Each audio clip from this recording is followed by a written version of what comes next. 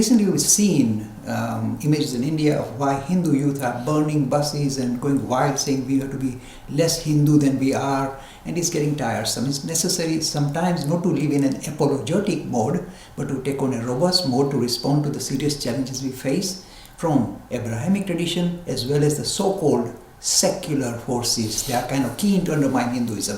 So this is the reason why I'm very glad. Let me first of all take on this idea of secularism. Yeah. You see, people say, Mr. Lakhani, India is a secular state and we must stop promoting Hinduism, etc. So then I have to tell them, please learn your secularism from the most mature secularist nation in the world, Britain. Come to Britain and you can learn secularism. Because the secularism that you are adopting is a half-baked, half-understood secularism. So it's necessary for you to grow up. I'll give you some examples. You'll be very surprised at these examples that I'm giving you. Suppose you're a secularist and you come to the UK and you find that, for example, Mr. Lakhani is able to teach Hinduism in every school in the UK, including the top school called, Eton College. Allowed, welcome, embraced. And if I go to India and try and teach Hinduism to a single Indian government school, I'll be kicked out. What kind of secularism is that? This mature secularism knows the role and relevance of religion and why it should be given exposure in the education system. Because it recognizes there are certain values that can be used by the religious teachings for the greater good. See, this is called mature secularism. And what have we got in India? I can't teach Hinduism to a single government school. So Hinduism has been kicked out of education system.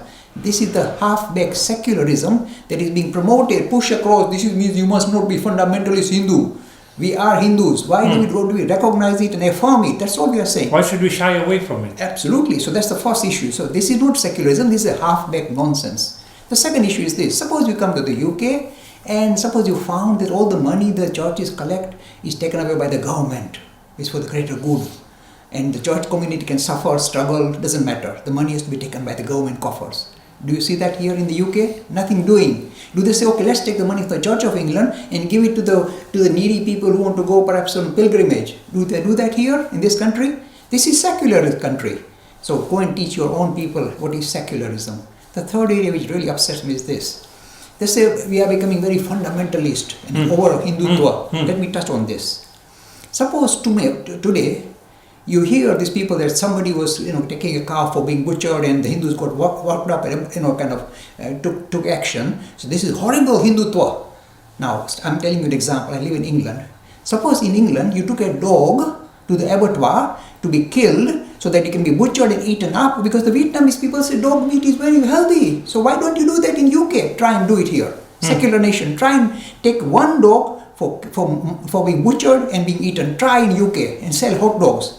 In 2 ticks you'll be kicked out. 2 ticks. Secular nation. But you try and touch the horse or the dog in this country, they'll cut you down. 2 ticks. And they are allowed. This secularism. But in India, if somebody is very upset about the cows being taken to task like this, being murdered like this, oh no, you can't allow that. You must allow for it.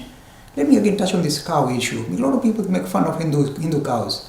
No, but you see in England, they say, oh, you can't eat the dog. Oh, even if the horse meat imported from France, they're big hoo-ha. The supermarkets are closed down.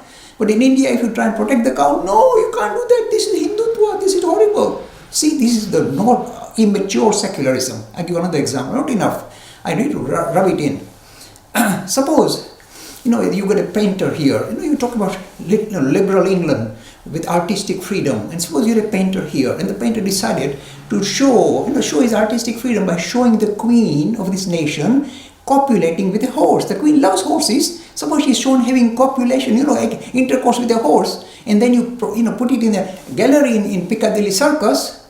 Do you think the queen will be so happy? Oh, you're such a clever person. Come, I give you knighthood. You'll be called Sir Hussain. Would they do that? No. They'll knock him out in 2 ticks. There are certain sensitivity every nation has, and you mustn't overstep it. But in India, when they did it, one artist did it, and the Congress government gave him Padma Bhushan and Padma Shri and everything.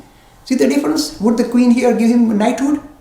This is called mature secularism, where you respect the sensitivity of people. And that India is exhibiting a very immature secularism. And some of these media people, kind of little bit half-baked knowledge, we have to be secular. What secular? Learn to be secular here.